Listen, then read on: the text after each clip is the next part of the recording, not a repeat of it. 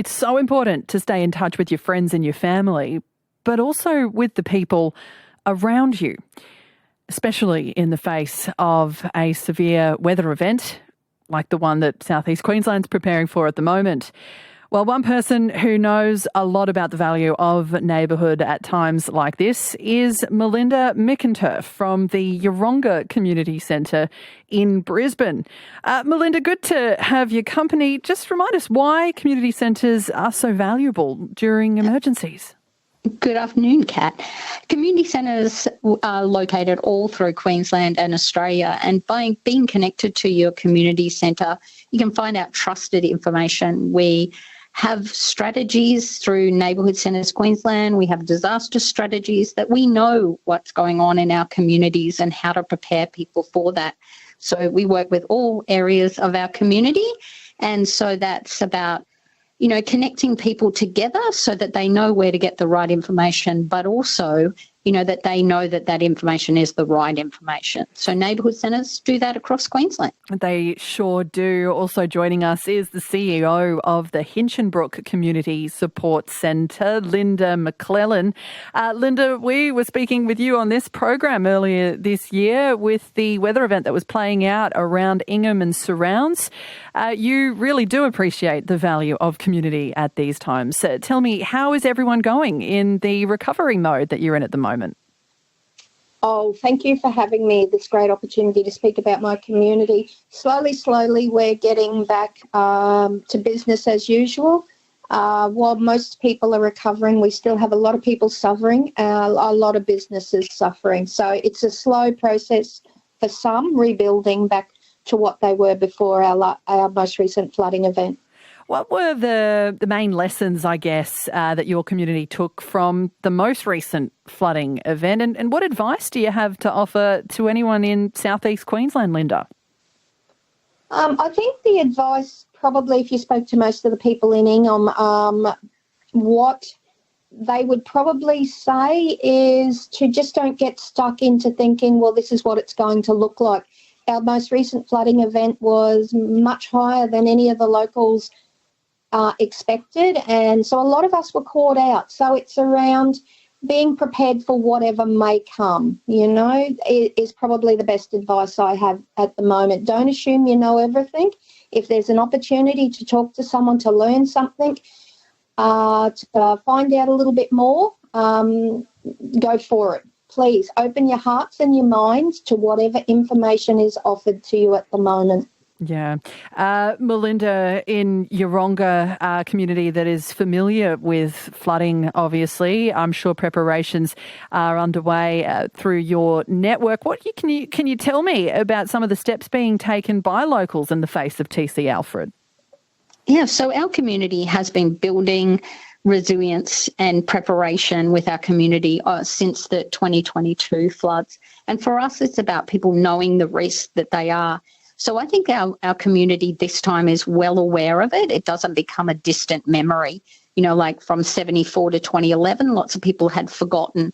So, with having 22 and now 20, flooding may come to our community, and we're preparing for that. So we've been helping people, especially the most vulnerable in our community, access sandbags and making sure that they have radios, that they know what is expected from the flooding. So they're not sitting around waiting for someone to tell them. I was talking to some people this morning and they said, we're ready. We're ready now better than we have ever been before because we have warning and we're acting on that warning, to prepare our property, to move things onto higher ground and to just be ready for whatever comes. Exactly.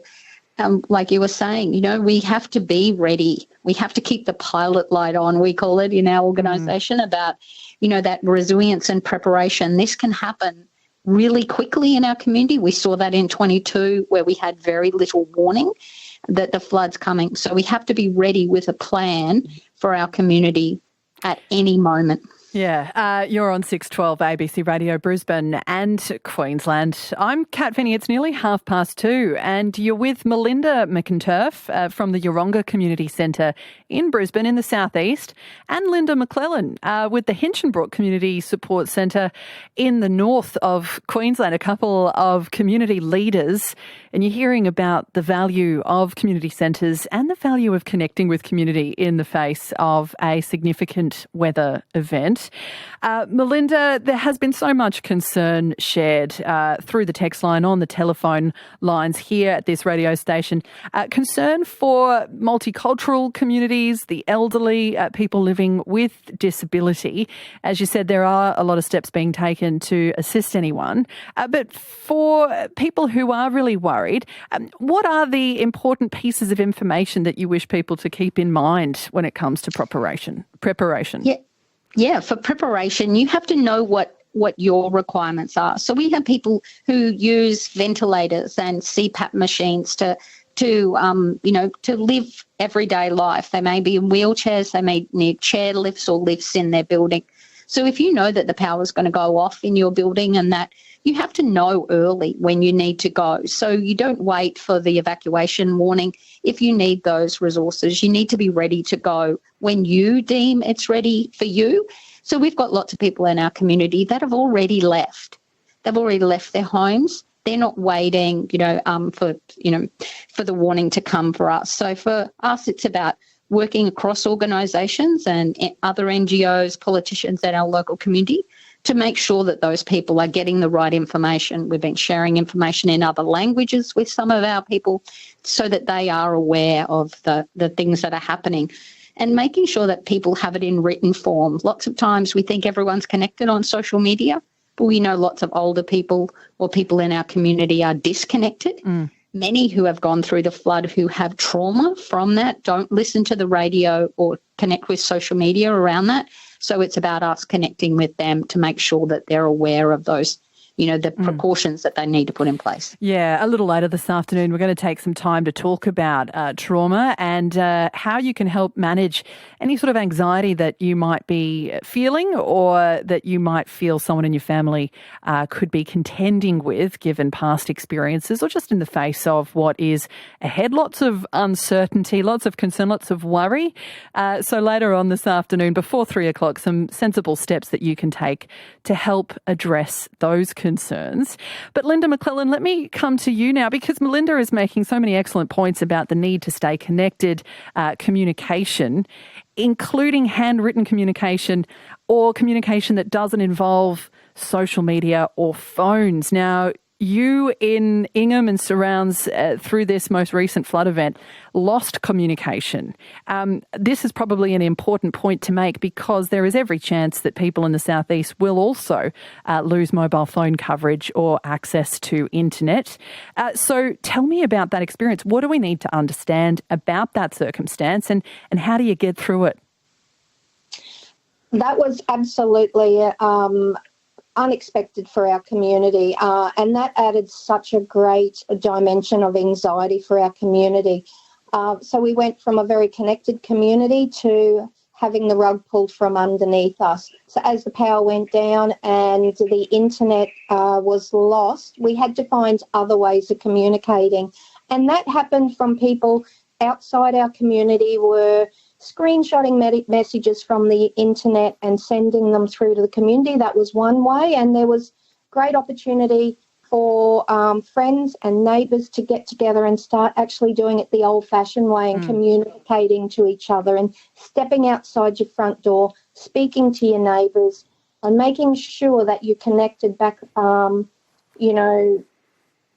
face-to-face, the old-fashioned way. And, when we talk about vulnerable groups, the people who maybe not have access to some of the resources that we hold dear to our hearts nowadays, that's really important. The non-English speaking people, the people who may be suffering from mental health problems and not able to leave their homes, the elderly, it's really important that we go back to basics and really connect with the neighbours, find out who's next door and, just offer some support in this time. Yeah, it's just such a good point there. And that idea of screenshotting and sending through messages if people are outside of the immediately disconnected community but can try and get information to that community, that's a really useful idea to keep in mind. Linda, any other practical tips that you've got to offer this afternoon?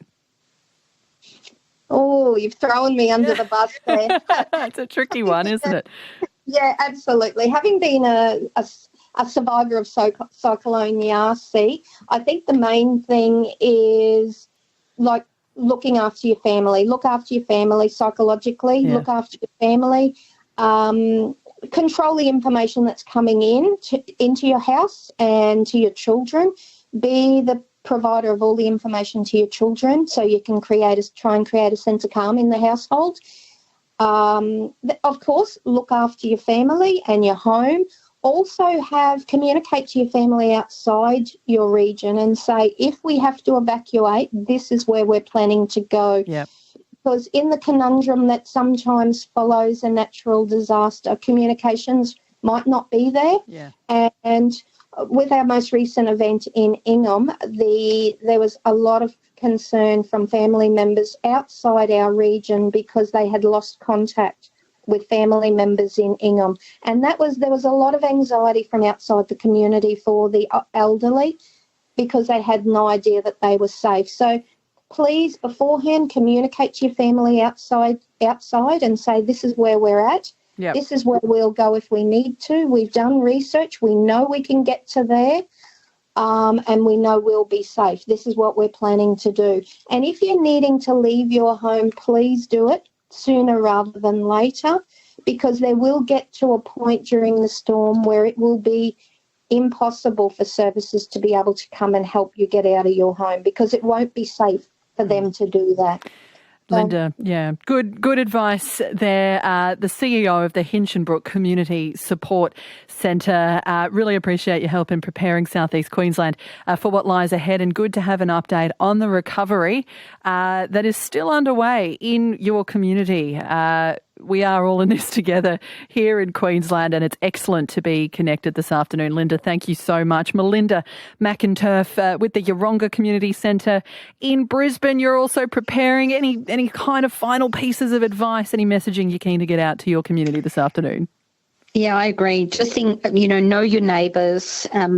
Go and check on them. Lots of people don't know their neighbours. Just put a note in their letterbox with your phone number on it, even to say, we're here if you need us. This is, rather than just, in the disaster aftermath, not knowing where those people are, so we can check on each other just by small actions. Melinda, thank you again, and all the best with the Yeronga Community Centre. Melinda McInturff. My name's Kat Feeney. It's